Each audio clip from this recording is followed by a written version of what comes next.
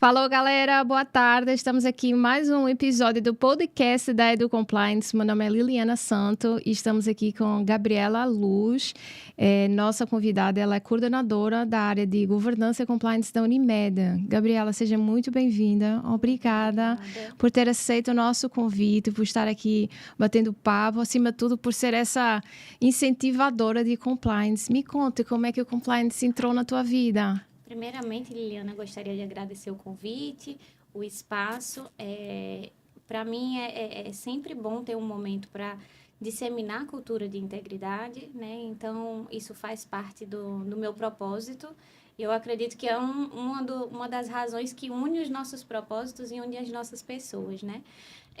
O compliance entrou na minha vida ali na pandemia, né? Eu estudava para concurso na época e eu já estava um pouco desencantada da trajetória. Eu entendi que não fazia muito ali não fazia mais sentido de propósito mesmo. E aí eu sempre fui apaixonada ali pelo ramo do direito do trabalho, né? Sempre gostei muito e conheci o compliance no meio, digamos assim, como uma ferramenta para unir pessoas, né? Para unir intenções, tanto organizações quanto os colaboradores, né? A gente tinha uma percepção muito de advogado, de que ou você tinha que estar defendendo ali a empresa, ou você tinha que estar defendendo o empregado, né? E o compliance surgiu ali no meio da gestão de pessoas, de você conseguir unir sustentabilidade e um ambiente de trabalho mais saudável. Foi aí que eu comecei a gostar, a estudar. Estudar para mim sempre foi uma paixão, né? Não foi um dos motivos que me desiludiram da parte de concurso público, mas estudar é algo que eu levo comigo. Então, passei a estudar a parte de compliance e aí comecei ali a me profissionalizar, a atuar como consultora, e foi assim que eu e o compliance fomos nos relacionando. Que legal. Você falou em um negócio muito bonito que eu acho que a gente nunca abordou, a forma como a gente aborda o compliance, união de propósitos, união de intenções. Acho que é isso que resume, na verdade, a missão que a gente tem com relação a essa atuação. Hoje você está assumindo a coordenação somente de uma unidade que nem a Unimed. Como é esse desafio? Como foi chegar lá? Como foi abraçar todo esse projeto? Toda essa responsabilidade sobre os teus ombros? Como é que foi tudo isso? A Unimed é um mundo, né? Eu comecei a minha trajetória profissional enquanto consultora e ali eu conheci diversos mundos diferentes, né? Diversos tipos de negócio diferentes. Onde o compliance pode atuar, Sim, isso. O compliance se encaixa em qualquer negócio, pequeno, grande, médio, um programa inteiro, pequenos os pilares do programa, ele vai se encaixando, né? Não tem um modelo padrão. E quando encontrei a Unimed, eu sempre gostei bastante dessa parte de direito da saúde, né? Era algo que eu já estudava. Entrei lá enquanto analista, conheci o mundo Unimed, que é desafiador, né? São vários, eu acho que ali são diversos universos juntos, né?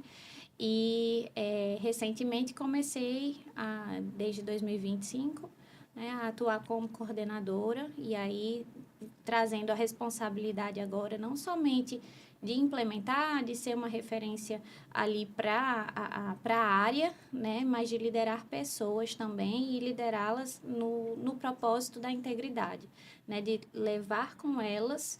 E é uma equipe que me orgulha muito, porque eu vejo que são pessoas realmente que levam a integridade, independentemente da função que exerçam, né? Nem todas lá estão exercendo o compliance, mas é uma equipe que ela traz consigo isso no dia a dia.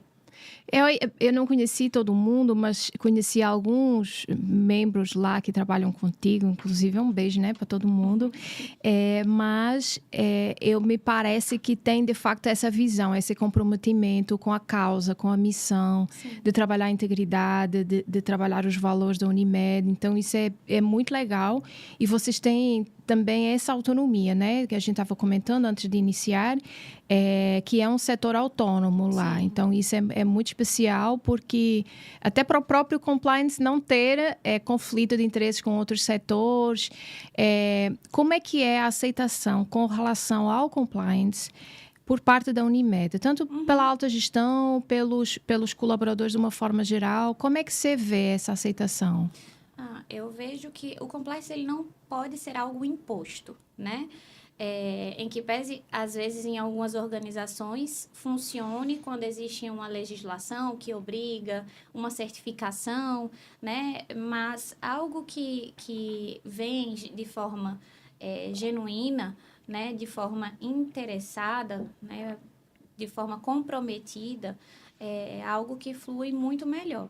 Né? Então, a gente encontra isso lá na Unimed, na organização, a gente encontra incentivo, apoio, o comprometimento das pessoas, e isso faz com que a gente tenha essa autonomia, essa liberdade de atuação. A segurança psicológica é algo muito importante para a gente conseguir transitar nos órgãos de governança, por exemplo, ter acesso à alta gestão. E conseguir ali também ir construindo pouco a pouco a confiança com os colaboradores, né? Porque eu acho que isso não é nem específico desse negócio, dessa empresa, mas sim de todas. Normalmente as pessoas elas têm um pouco de receio do compliance, né? Eu olho o compliance como polícia, como aquela... Já começam falando, eu não fiz nada de errado. Exato. Né? Eu até aprendi, eu não posso mais falar com as pessoas na sexta-feira marcando um momento para segunda, porque às vezes pode causar uma ansiedade na pessoa, né? Tem gente que tem uma visão mais realmente de punição. E não é isso, né? A gente, óbvio que tem sim essa vertente, mas a nossa energia, a gente quer, a nossa intenção é gastar mais energia ali na prevenção, no diálogo. Então, a gente adora quando as próprias pessoas buscam, né, para pedir orientação, para dizer, olha, está acontecendo isso, eu não sei como agir, eu não sei como fazer, né, me ajuda. E então, a gente, através até do pilar de treinamento e comunicação, a gente consegue acessar e essa troca gera muita confiança. Isso é muito importante. Eu não lembro, acho que foi o ano passado, né, que a gente deu lá uma capacitação, Sim. início desse ano, por aí, e realmente a gente percebeu que teve uma adesão muito grande, e até pela participação no final, com perguntas, comentários, quando a galera começa a interagir, você consegue perceber o nível de maturidade da organização por esses pequenos momentos, por esses pequenos detalhes. Então, essa maturidade, ela vai sendo construída, ela vai sendo trabalhada com o tempo, como você falou, a confiança que as pessoas vão tendo com relação a Gabriela, mas também com relação a quem é a função, né, que exerce Gabriela. Mas me parece assim que essa construção, ela já, digamos que chegou um pouco facilitada no teu colo, porque já tinham essa cultura de certa forma, talvez pela área de atuação, né, da Unimed, por questões essencialmente de saúde e tudo mais. Então, o foco talvez já tivesse sendo trabalhado há muito tempo com relação à prevenção, muito mais, né, do que essa questão da punição, né, como tu falaste. É necessário também todas as áreas, mas não é esse o foco, né? Não é esse o propósito que nós temos. Quais são os pilares assim que vocês trabalham ou quando começou o compliance a surgir, vocês começaram a trabalhar por qual área? Qual foi a estratégia inicial? Se é que você, dentro daquilo que você possa falar naturalmente, mas vocês definiram as prioridades, vocês fizeram um planejamento focando em treinamento, focando em, sei lá, canal de denúncias. Qual foi o principal foco inicial, lá atrás, quando vocês começaram? Assim que o programa começou a ser implementado, eu ainda não estava, né, na organização, mas ele foi surgindo ali dentro da normatização, porque como é uma área que envolve também a parte de governança corporativa, né, muita coisa existia antes de ter o nome governança e compliance. Então, a gente tinha ali uma memória, né, mas a gente precisava dessa organização. Então, a gente iniciou organizando a casa com os normativos. Então, vamos começar por onde? Vai ser ali pelas normas, e aí depois a gente precisou capacitar as pessoas, né? E aí veio o canal de denúncias, e aí foi evoluindo o programa. Que legal. Geralmente eu faço...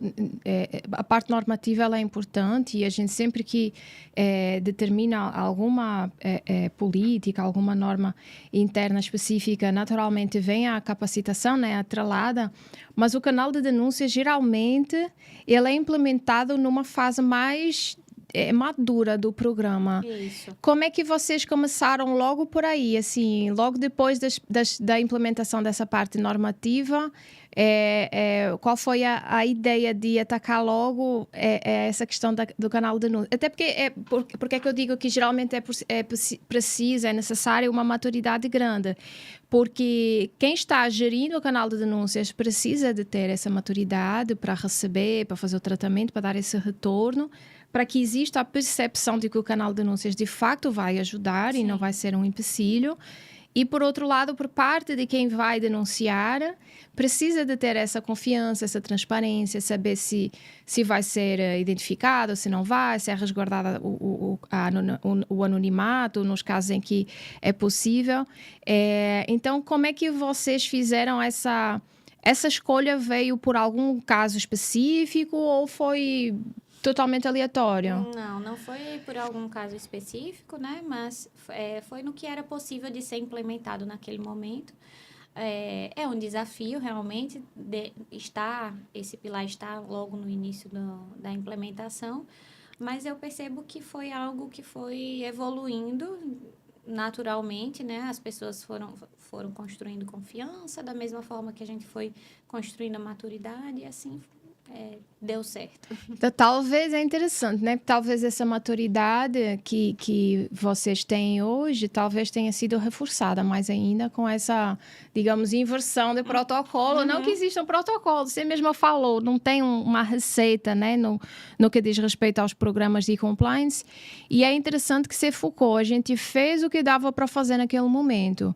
E isso é importante porque, às vezes, as organizações pensam no compliance como algo muito grande, como algo inacessível, como algo que é só para as grandes empresas, multinacionais, enfim, é só para grandes negócios. E não, a gente consegue fazer esses trabalhos, a gente consegue ajustar dependendo da realidade da organização, dependendo da estratégia da própria Sim. organização. Por isso que o compliance ele tem que estar alinhado, né? Compliance e questões de governança corporativa geralmente, né, andam de mãos dadas.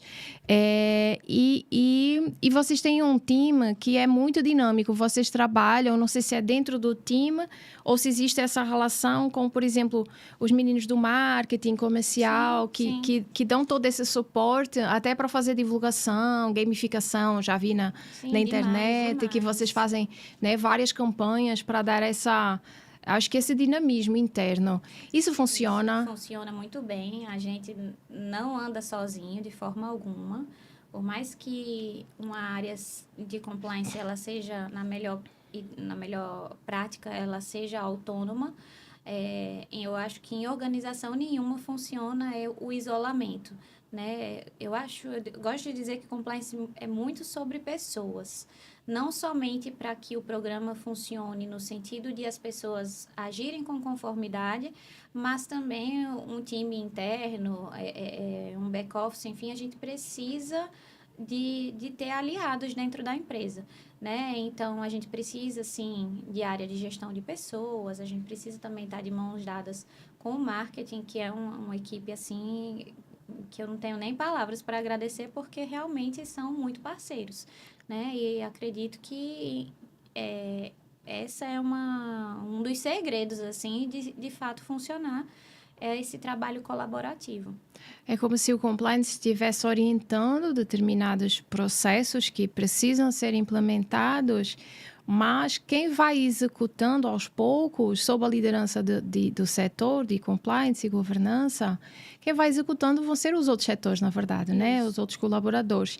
E o marketing, eu tenho um carinho muito especial também por ele, porque eles conseguem, às vezes, trazer no papel aquilo que vai na nossa mente. É difícil, às vezes, explicar, por exemplo, a conduta, se eu estou dentro ou fora daquelas normas.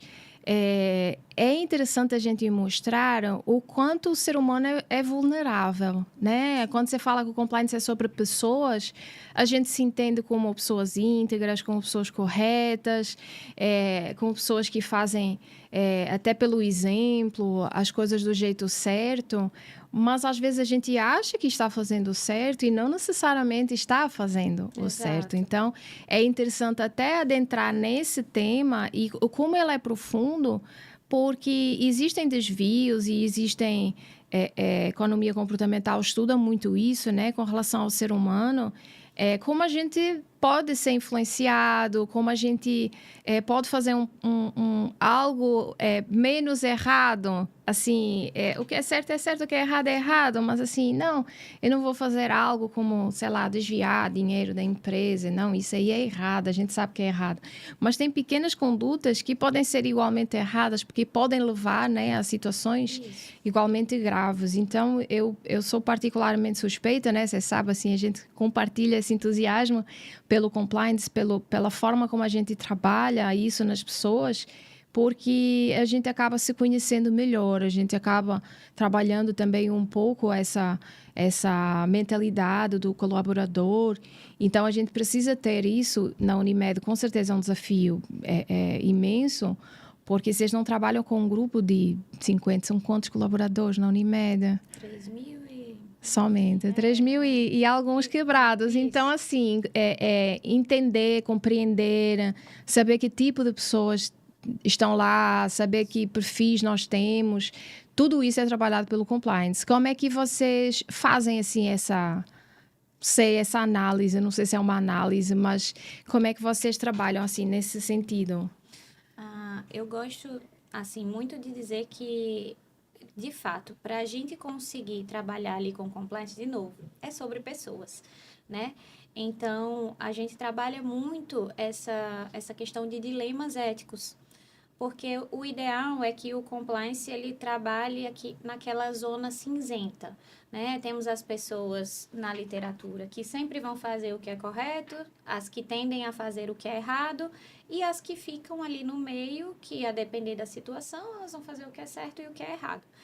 Porém, colocando isso na realidade, eu acredito que todos nós temos as nossas zonas cinzentas, porque a gente vai identificar uma situação particularmente e vai olhar para ela e vai pensar, não, nitidamente eu jamais faria isso, é errado, né? E outras vezes, não, isso aqui é o correto, é o que eu vou fazer, certo? A gente fica nessa bipolaridade.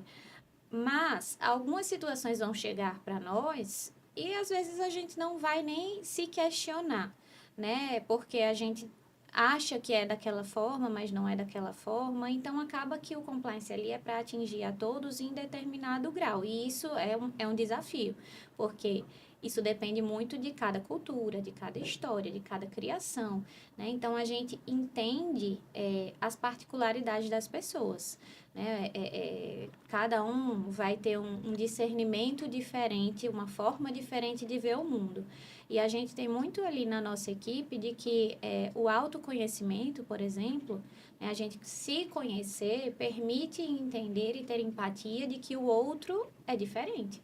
E que o outro vai pensar diferente, vai agir de forma diferente e que ele pode ter uma noção de mundo de forma diferente, né? Então, sempre ao analisar uma situação, a gente tem que considerar isso, né? E também tem que considerar, o colaborador tem que ter a noção de que o mundo que ele enxerga, a forma que ele enxerga, é também uma, mas dentro de um ambiente organizacional, ele tem que estar ali em compliance, em conformidade com o que a organização quer que haja daquela forma, né? Quais são os objetivos em comum? Então, trazer essas realidades diferentes para aquilo que a organização espera que ele haja, né? Então, sim, é um desafio, mas partindo desse entendimento, a gente consegue ir equilibrando. E porque depende também dos setores, né? Depende da organização como um todo, porque ela define a forma como ela trabalha, os valores com os quais ela quer que sejam pertencentes à organização. Mas, por exemplo, o setor financeiro é diferente do setor jurídico, os riscos, as vulnerabilidades, né? Essas zonas cinzentas, né? Como você falou. Mas tudo isso eu vejo como algo muito enriquecedor e que vai muito além da questão normativa, porque às vezes ainda existe muito essa associação de que o compliance é muito jurídico, de cumprir a lei, falando de um sentido assim amplo, generalista, e o compliance é tão profundo que ele nos leva até o nosso autoconhecimento, ele nos torna de certa forma, ou pelo menos ele nos dá instrumentos para que nós possamos nos tornar pessoas melhores, nessa perspectiva de que se eu me conheço melhor, eu entendo com mais claridade as minhas vulnerabilidades, onde eu posso fraquejar, onde eu posso falhar, enfim. E talvez essa percepção ela seja interessante porque a gente se complementa também.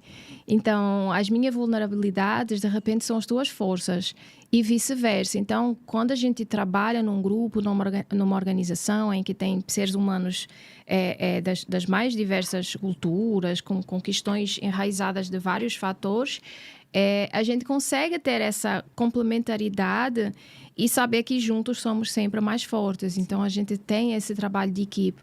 É isso que eu acho que é muito bonito no compliance. A gente, quando começa a perceber o retorno, o resultado que o compliance traz nas organizações, isso eu acho que nos dá uma sensação de orgulho, de pertencimento muito grande. Sim. Você consegue ter essa percepção hoje na Unimed? Sim. Tipo, não antes, porque antes do compliance da Unimed, a Gabriela não estava lá. Mas, assim, desde que você começou até agora, assim, a trajetória, já foram alguns anos, já tem com certeza muitas histórias, muitos desafios. O que é que você percebeu com relação à maturidade? Como era a Unimed antes e como é a Unimed agora? Eu acho que a gente até conversou sobre esse trabalho de formiguinha, né? A gente tem o mesmo mascote, digamos assim, que é justamente... O marketing entrando em ação, né? Exatamente. Isso. A construção de cultura, ela realmente é um trabalho de formiguinha. Não é fácil, mas é algo que a gente vem insistindo. Eu acho que, sem dúvidas, a comunicação e o treinamento é o nosso melhor pilar. Sempre foi e continua sendo, né, cada vez mais, porque a gente consegue trazer essa proximidade, né? Então, através dele é que a gente consegue gerar algum tipo de transformação naqueles ambientes, né? A gente percebe muito esse retorno, né? Às vezes os colaboradores procuram a área para agradecer, para perguntar quando é que a gente volta, né? Então, isso é muito, muito enriquecedor. É bom de ver esse retorno. É óbvio que são pessoas e pessoas. Vai ter pessoa que não vai achar cansativo, não vai gostar, claro, né? Mas o nosso nível de satisfação, ele realmente é muito elevado. É algo que me orgulha, que o time que está à frente conduz de forma brilhante. E os resultados são esses, são positivos, porque é o que você falou. Né? São diferentes pessoas e essas diferentes pessoas, elas acabam que podem ser exemplos em diferentes habilidades, digamos assim, né? Então, se o exemplo arrasta tanto o bom quanto o ruim, né, que tenhamos multiplicadores de bons exemplos, né? E cada um pode ser referência ali num quesito, num comportamento, numa habilidade, e isso é muito especial. Com certeza, eu percebo do time de vocês, dos poucos que eu conheço, mas eu percebo uma sede, às vezes eu acho que eu diria até uma ansiedade de conhecimento. Sim. Porque eu aprendi isso novo, mas aí como é que eu implemento? Mas como é que eu executo? E como é que eu travo as dificuldades? Como é que eu faço? Eu tive uma conversa até no curso que a gente fez o ano passado e eu lembro que era uma espécie de brainstorm lá nos intervalos. Sempre que a gente tinha intervalo, e como é que a gente faz isso? Então, isso é muito interessante porque o compliance ele é um universo que não acaba.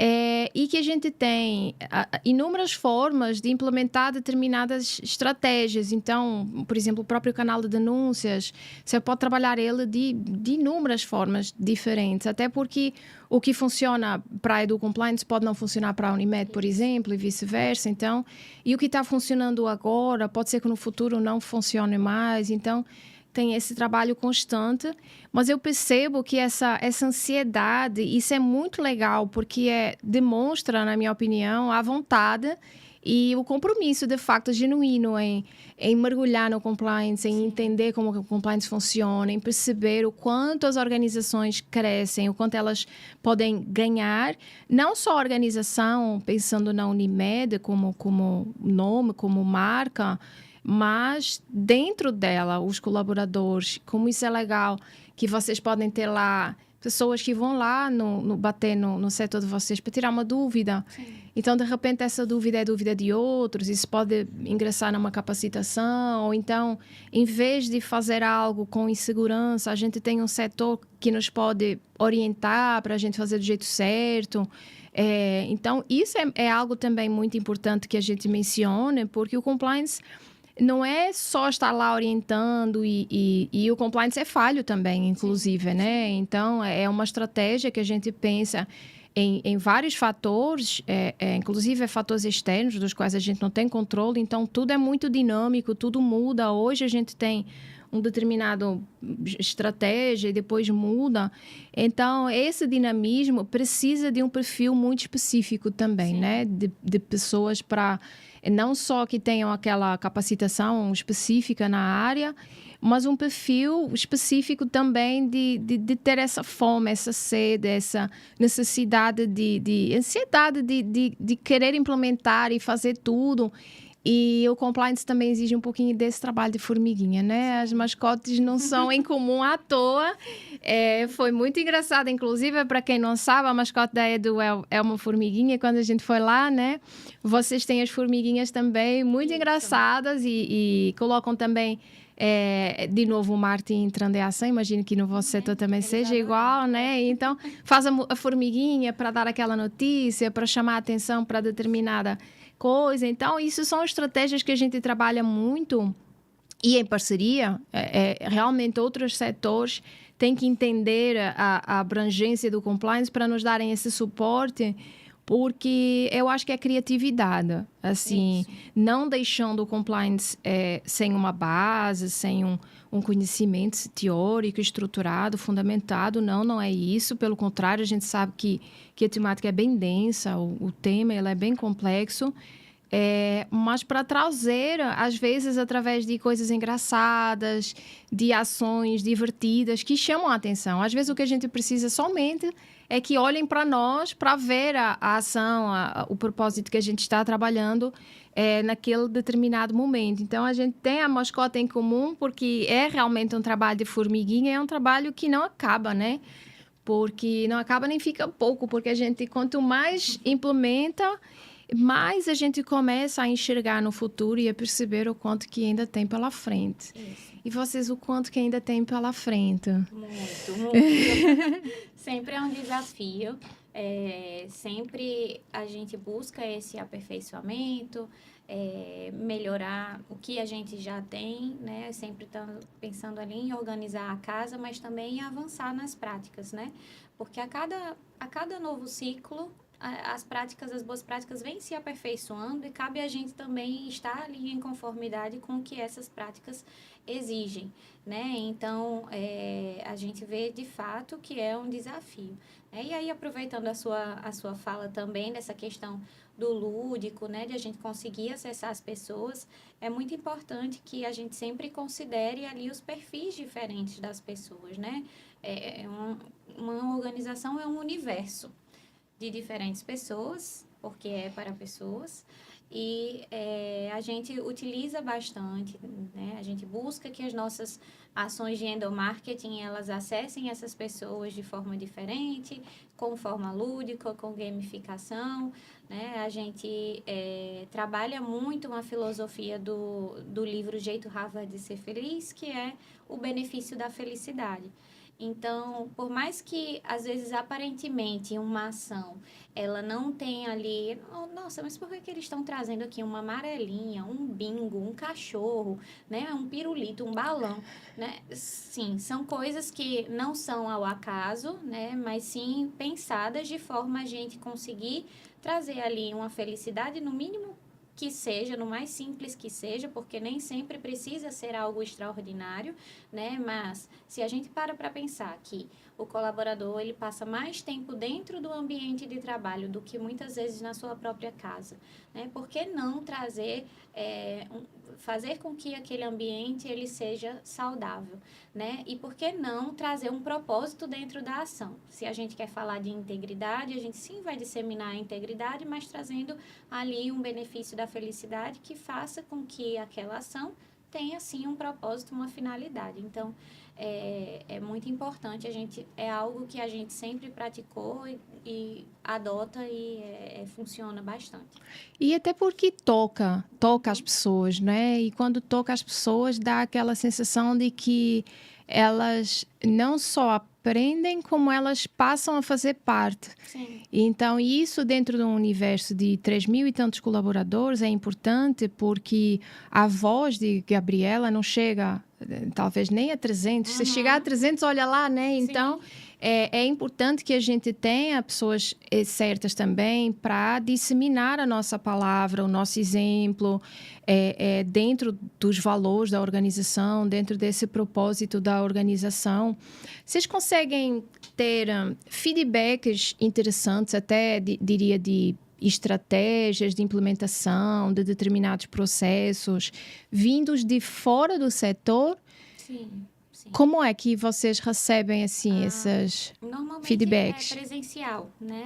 As trocas, as pessoas vão no nosso setor fornecer esses feedbacks, né? Às vezes procuram através de ferramenta de comunicação que a gente utiliza, né? A gente sempre que faz essas ações também, a gente costuma, seja treinamento ou seja ação, a gente costuma colocar um formulário para que, de forma anônima, né? As pessoas, que a ideia ali não é a gente querer ver a opinião da pessoa X, né? Mas a gente, de fato, ter um feedback se está acessando, né? Porque a gente precisa entender se a ação, ela vai alcançar, se ela vai conseguir reter, se ela vai conseguir disseminar, passar aquilo ali para frente, né? Então, a gente consegue um feedback através disso, né? Das nossas, tanto do formulário mesmo que a gente aplica, mas muita gente vem em busca para dar o retorno. Isso é interessante até porque às vezes o que eu falo não é necessariamente o que você escuta. Sim. Existe essa, né, pode existir essa quebra da comunicação, então isso faz com que a gente já trabalhe esse nível de maturidade do compliance para saber se nós estamos, né, fazendo do jeito certo. Isso me lembra um outro pilar que nós trabalhamos, que é auditoria e monitoramento, e que também, para deixar claro para quem está nos escutando, a auditoria não é do trabalho dos outros, né? É justamente do nosso. Então, verificar se nós estamos atingindo os objetivos que foram propostos, se nós estamos conseguindo alcançar a mensagem através daquele treinamento, daquela ação, enfim. E porque a realidade muda, né? Os colaboradores mudam, vão amadurecendo também, vão crescendo, uns saem, outros entram. Então, é importante que a gente vá fazendo essa reciclagem, porque o que está funcionando não necessariamente vai funcionar sempre daquela forma, para sempre, né, com relação a todo mundo. Quais são... E o planejamento pode sair fora do... Com certeza. Às vezes faz um planejamento ideal, acha que vai conseguir ter um alcance bom e às vezes não tem. Né? Então, readaptar e entender aonde foi que falhou, ter maturidade para isso também, porque pensa, meu Deus, eu planejei tanto, fiz tudo perfeito, tudo que estava ao alcance, mas ainda assim não deu frutos, né? Então, essas dificuldades, as falhas também nos ensinam, né? Com certeza, absolutamente. Tem tudo na vida, não só no compliance, né? Eu costumo falar que o compliance é muito... se nós utilizarmos o compliance para a nossa vida pessoal, a gente acaba que agrega demais também, justamente por conta desse crescimento. Gabi, o que é que muda quando a gente fala de compliance na área da saúde? O que muda? Acredito que seriam o fato de o setor ser mais regulado. Né? Às vezes é diferente de um setor menos regulado. Então, quando você trata ali de um setor que tem mais regulação, a gente tem mais riscos. Né? Então, a nossa dificuldade, o nosso desafio, ele aumenta. Né? Mas quando a gente trata da saúde, o que eu acho que a gente tem que ter mais atenção é o cuidar. Né? A gente quer cuidar, nosso propósito é cuidar de outras pessoas, e isso também deve ser feito dentro da organização. Então, a gente tem que cuidar, o pessoal, eles têm um programa lá que é o Cuidar de Quem Cuida, né? Não é um programa do compliance, mas isso faz muito sentido. A gente precisa cuidar das pessoas que cuidam de outras, né? Então, eu acho que, falando de propósito, seria isso. A gente tem que ter essa visão de cuidado. Isso é muito interessante. Talvez não deveria ser nem só exclusivo, né, da área da saúde, talvez ser mais abrangente, mas o jeito que você falou me lembrou do pilar da responsabilidade social, que muitas vezes organizações trabalham até bem esse pilar para fora, mas esquecem da responsabilidade social de dentro de casa, né? Quem cuida de quem está na frente todo dia, na linha da frente, liderando, batalhando dentro da organização. Então, independentemente de partir do compliance ou de uma atuação de RH, ADP, enfim, dependendo do setor de onde parte, mas é algo que, de alguma forma, casa também, né, com a gente, porque é ter essa visão do outro, é ter essa visão de cuidado, de entendimento. Vocês criam momentos, assim, como é que eu ia dizer, de partilha entre o setor, sei lá, semanal, mensal, para que vocês possam se abrir de cada um do seu jeito, assim, para compartilhar até como está sendo a vossa vida dentro de, sei lá, do limite ao qual o colaborador quiser conversar, mas assim, para ter um pouco desse alcance também, um pouco mais pessoal, porque a gente sabe que quando não está legal a nossa vida, quando a gente passa por algum problema, isso é muito fácil isso interferir com o trabalho e vice-versa, né? Como você falou, a gente está mais tempo hoje em dia no trabalho do que em casa, às vezes com as nossas famílias, e que, enfim, para mim, pelo menos, acredito que para ti também seja o mais importante de tudo, a família. Então, você vê esses momentos assim como algo relevante ou você acha que são desnecessários, entra quase como uma intromissão na vida do colaborador? Eu acho necessário. Né? Lá a gente tem programas, sim, para isso, né? Que são desenvolvidas pela área de gestão de pessoas, que são pausas terapêuticas, né? Então, tem essa parte coletiva de desenvolvimento, mas eu acho isso importante não somente para uma responsabilidade de uma área, digamos assim, mas para o papel do líder mesmo, de estar promovendo esses momentos, né, de entender, de conversar. Muitas vezes a gente não acessa a realidade do outro e o outro também não precisa estar se abrindo o tempo todo para todo mundo, né? Mas é saber que dentro do ambiente de trabalho você consegue encontrar um acolhimento, consegue encontrar alguém que se importa, né? Alguém que está ali independentemente, sempre que eu percebo que tem uma pessoa que não está no seu dia bom, porque a gente consegue observar, obviamente, né? Eu sempre gosto de abordar de uma forma não invasiva. Não quero ser invasiva, não estou perguntando o que aconteceu, mas eu estou aqui. Né? Então, isso é muito importante, eu acho que em qualquer ambiente.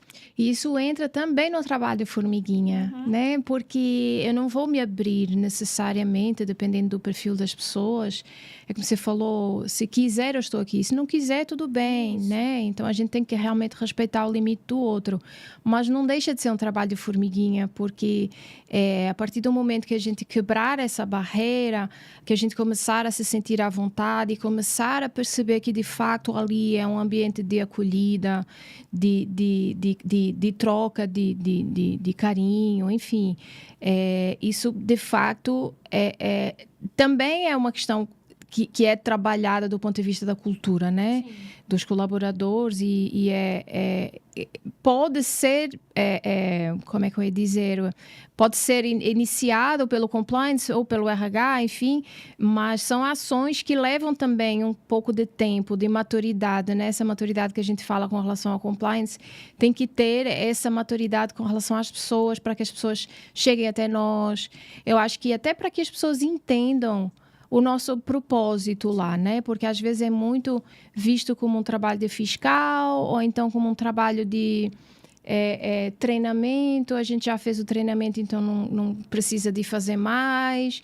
Então depois começa aquela coisa, não, mas todo ano a gente tem que repetir, porque tem coisa nova, tem situações que estão diferentes. Não, mas eu já fiz o ano passado. Então, às vezes, é visto como uma coisa chata e a gente precisa de trabalhar realmente essa questão cultural do ponto de vista interno, né, da organização, para que as pessoas possam perceber que nós, na verdade, estamos ali como um aliado e não como alguém que está apontando o dedo ao trabalho dos outros, fiscalizando, controlando, comentando, enfim, entregando a alta administração, por aí vai. Que outros pilares assim que vocês já trabalharam lá, assim, dentro da Unimed? Além a gente já trabalhou as políticas, né? Código de conduta, treinamento interno, investigações e canal de denúncias. São esses os pilares, né? A parte de gestão de riscos, por exemplo, não fica ligada à minha área, né? À minha gerência, mas não dentro do escopo ali do compliance. Então, temos esses como os pilares principais. Entendi.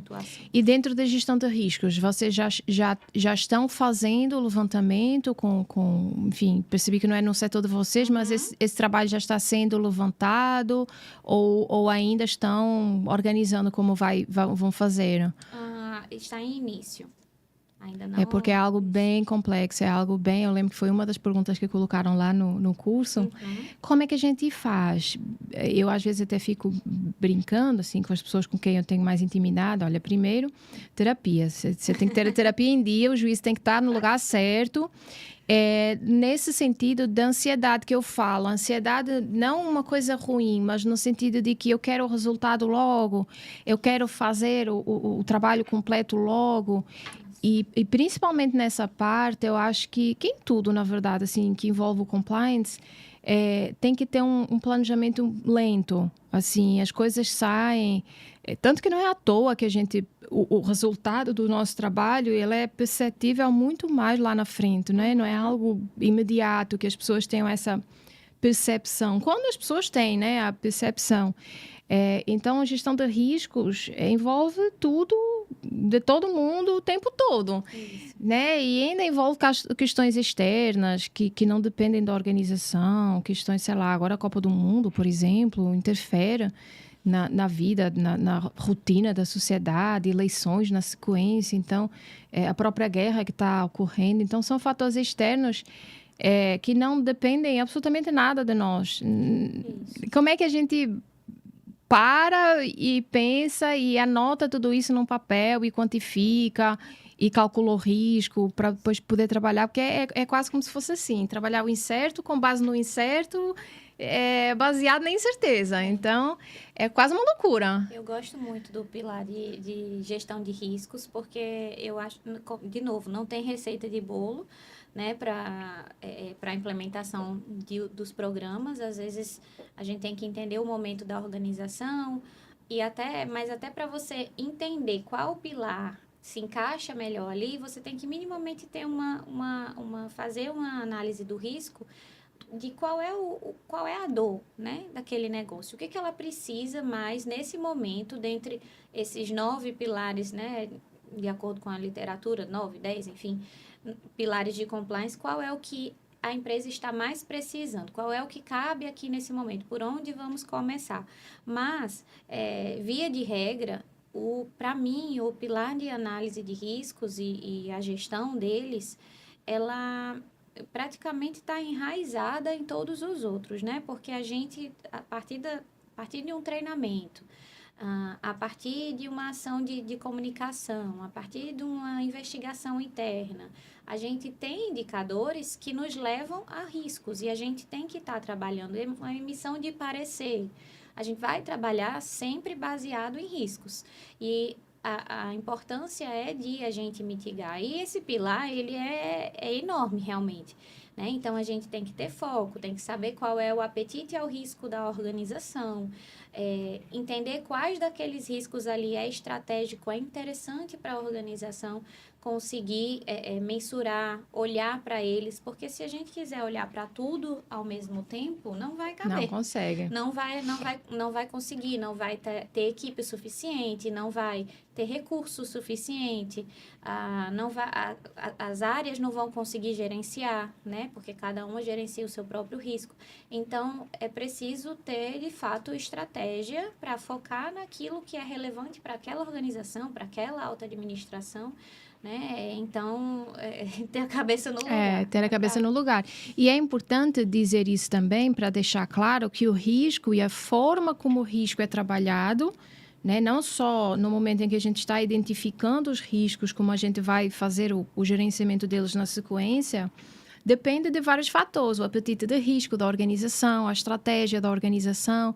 Então, nem sempre, ou pelo menos não necessariamente um risco alto, é algo que vai ser travado pelo compliance. Então, às vezes, pode compensar dentro... A oportunidade, né, pode valer a pena. Dentro da perspectiva daquela trajetória, enfim, daquele planejamento que foi inicialmente dado.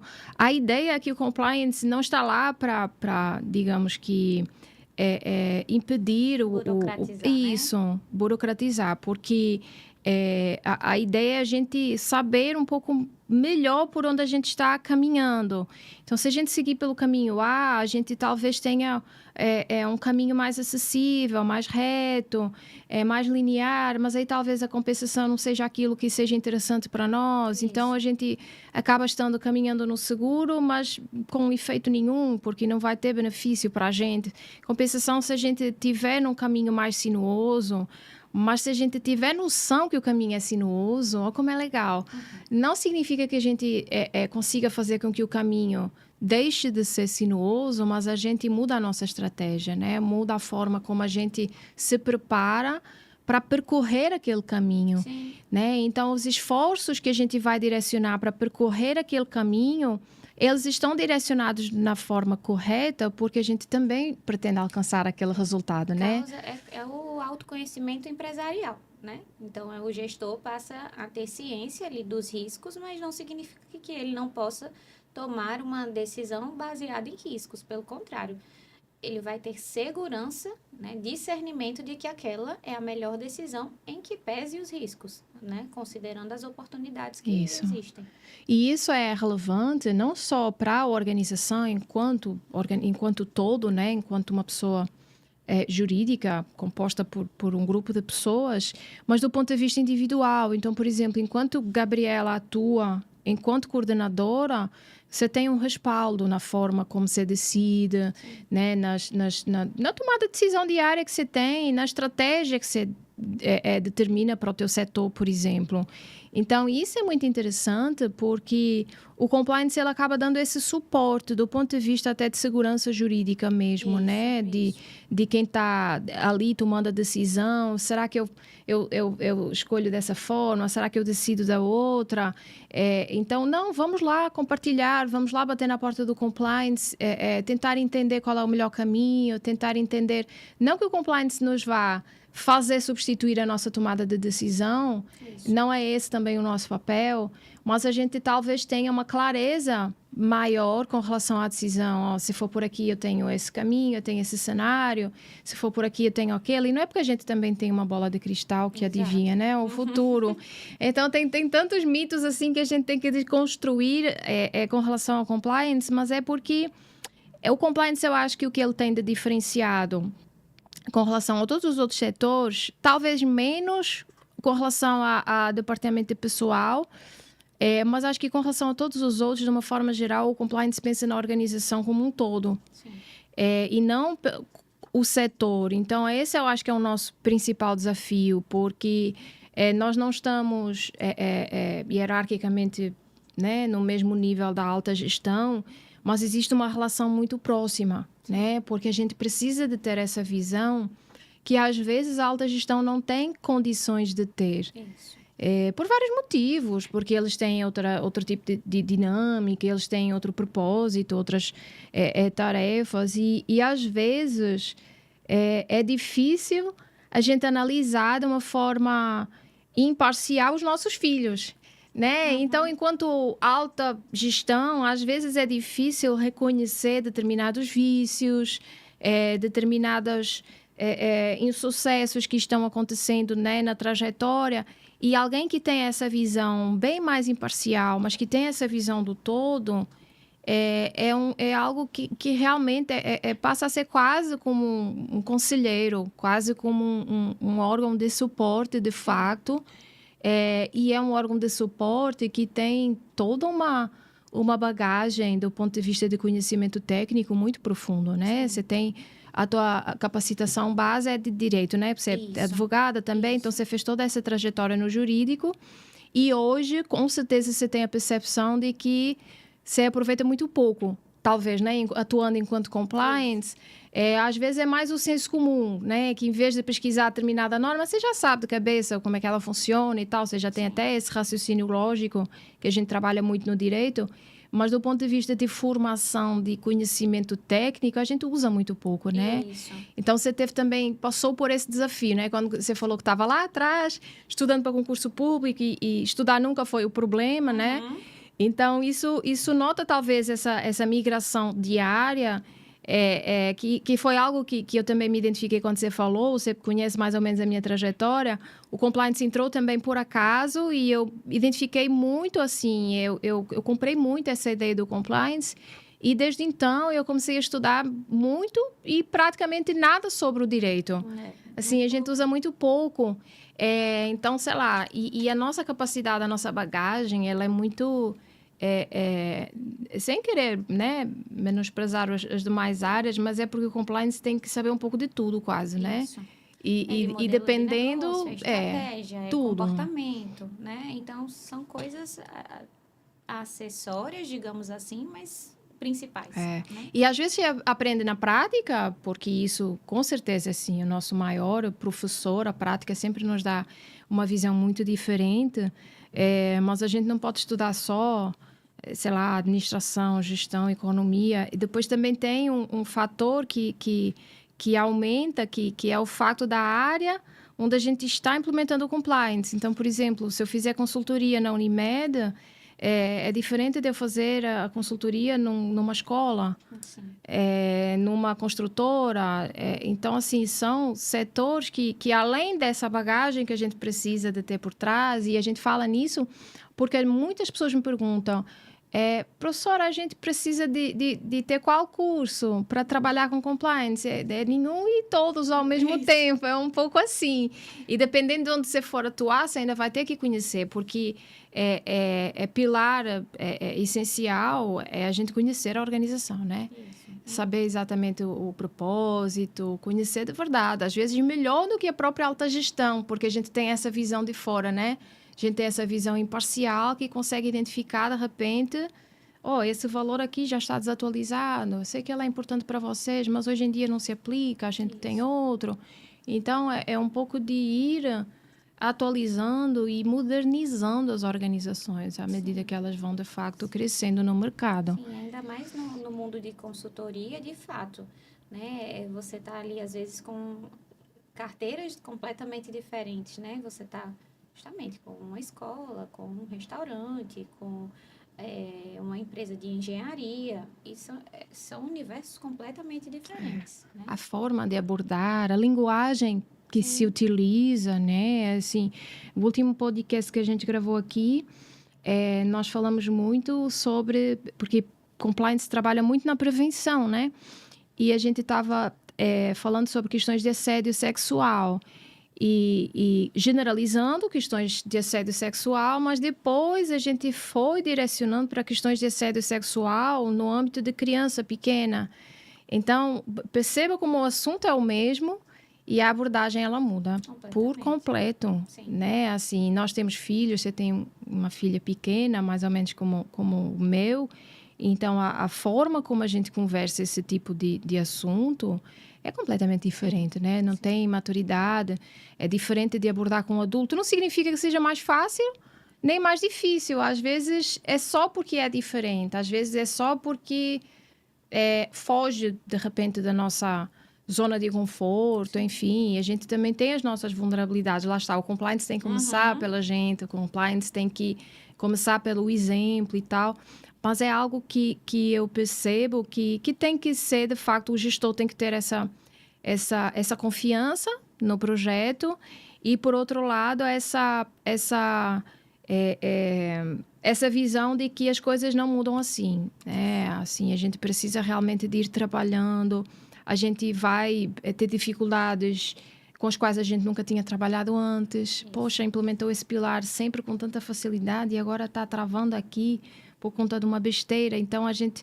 E tem muito essa comunicação também, né? Que foi um pouco esse propósito também da nossa conversa, apesar das atuações serem diferentes, mas... a gente conversa, no Unimed funcionou assim, a gente já fez, funcionou de outra forma. Então, a gente tem que ter uma abertura e eu percebo isso, assim, entre os profissionais de compliance que a gente se conhece, enfim. A gente tem muito essa troca de experiências, porque é difícil e não é porque eu te estou entregando a minha forma de trabalhar que eu estou entregando, assim, o jeito certo de fazer. Não, funcionou porque... por acaso funcionou dentro daquele contexto. E assim, é um trabalho de resultado invisível, digamos assim. Isso. Né? Porque é diferente de você estar ali querendo vender ou comercializando algo que é mais tangível, né? Certo, se você fizer esse investimento, você vai ter isso aqui de retorno, né? Fica muito visível e às vezes gera ali um apetite, aquele tipo de negócio, né? O compliance não, o compliance é um resultado que é mais intangível, é algo que vem com a trajetória, com o tempo ali no trabalho de formiguinha, reconstruindo pouco a pouco, e sim, vai gerar um valor, né? Vai gerar um valor, mas é um valor que não se consegue mensurar. É confiança, é sustentabilidade, é uma empresa que é perene, é isso que entrega ao longo dos anos, né? Do tempo, esse é o resultado. E essa é a dificuldade também, né? Como é que a gente demonstra, como é que a gente consegue mostrar um gestor, consegue convencer um gestor que vale a pena. Sim. Porque você falou de confiança. Como é que a gente tem confiança? Com o tempo. Isso. E não tem meia confiança. Ou você tem confiança ou você não tem. Sim. Então, isso nas organizações agrega, com certeza, é um dos valores, talvez, se não o mais importante, principalmente na área da saúde. Sim. Né? Que a gente passa muito por isso. Às vezes a gente tem um médico super reconhecido, super respeitado no mercado e a gente não bateu, não gostou, não sentiu firmeza, não confia. Então vai em outro que talvez não tenha tanto reconhecimento, mas que nos passe essa confiança. Sim. Então eu vejo, assim, com certeza, pelo menos eu vou até passar também para ti a pergunta, mas na minha visão, acho que a maior dificuldade é demonstrar, de facto, os benefícios que a gente consegue entregar. Sim. Porque o discurso, ele é bonito. Sim. Mas quanto é que eu vou ganhar? Isso. Quando? Porque às vezes o quanto até pode ser subjetivo. Às vezes as empresas até entendem. Mas quando? Eu vou esperar quanto tempo? Eu vou investir por quanto tempo? Então, eu acho que, na minha visão, com certeza, essa seria uma das grandes dificuldades, assim, para demonstrar a nossa essência, a nossa utilidade. Qual é que você acha que é o ponto mais vulnerável, assim, com relação a isso, a trabalhar com compliance? Eu acredito que seja realmente a mesma questão. É você conseguir demonstrar valor. Por que eu vou... investir, né? Por que eu preciso, né? Qual é a minha necessidade se eu não consigo enxergar ali um valor mensurável, né? E eu digo isso não especificamente a algum negócio, mas a todos, né? Eu tive muito essa dificuldade também quando eu estava no universo de consultoria, que as pessoas, principalmente aqui, que é a cultura de compliance, ninguém sabia o que era na época ainda, ninguém tinha, ninguém começava a confundir a função com jurídico. Ah, não, eu já tenho jurídico aqui funcionando. Então, era essa dificuldade de enxergar, entrar no mercado e conseguir ali o investimento, né? Assim, nós vamos, por quê, né? Mas a gente vai receber o que em troca? Em relação já, por exemplo, a outras cidades, a outras culturas, que já tinham conhecimento a mais de compliance, não era tanta essa dificuldade. Mas eu acredito que, em troca com outros profissionais também, eu vejo que esse é a maior questão. Eu gosto até dessa questão do comprometimento da alta gestão, né?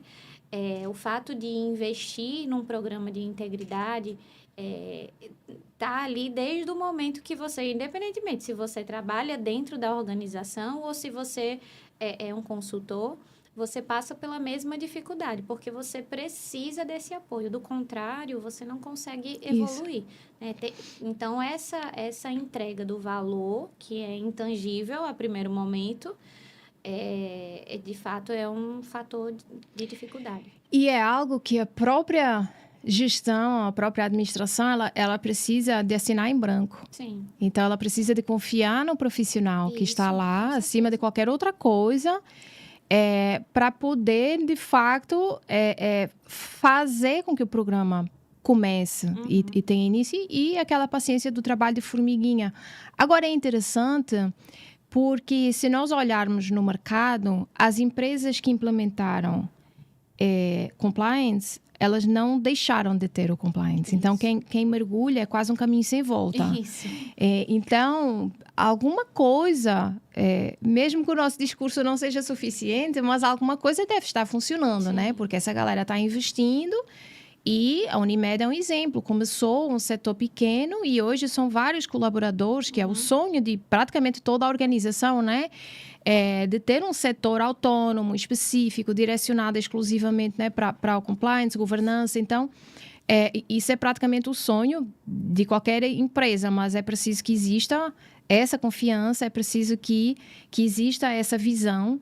Eu entendo um pouco também que seja uma visão do ponto de vista estratégico, e as organizações que atingem essa maturidade, elas não vão atrás, elas não dão um passo atrás, pelo contrário, o time do compliance cresce, as contratações vão aumentando, as demandas. É interessante que quanto mais a gente vai implementando, né? Você falou, a gente trabalha com 9, 10 pilares de compliance, dependendo aí da forma como eles são divididos.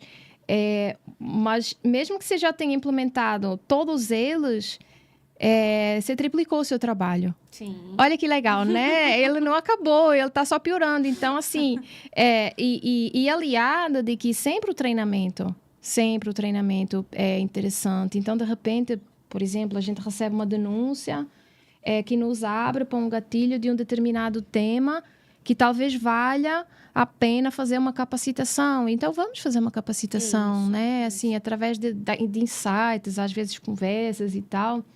Você acha que... Pergunta capciosa agora. Você acha que... você sabe que existem...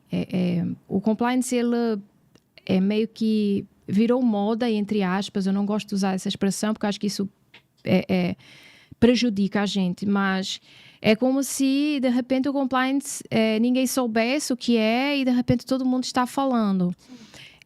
Isso fez com que algumas empresas adotassem um compliance, digamos, formal, um compliance que não é o compliance, que não é esse trabalho de formiguinha que a gente fala, que não é o compliance de trabalho cultural dentro da organização, de gestão de pessoas. É um trabalho, digamos que formal. A gente tem políticas internas, a gente desenha os processos, mas fica por isso. Você acha que esse compliance assim, de fachada, que ele beneficia, entrando nessa onda de moda, né, que eu falei com relação ao compliance, ou que ele nos está prejudicando? Eu acho que esse compliance, né, para inglês ver, de prateleira, de fachada, ele acaba caindo por terra em algum momento, porque o que acontece? Né? Vai acontecer uma crise em algum momento. Sempre tem.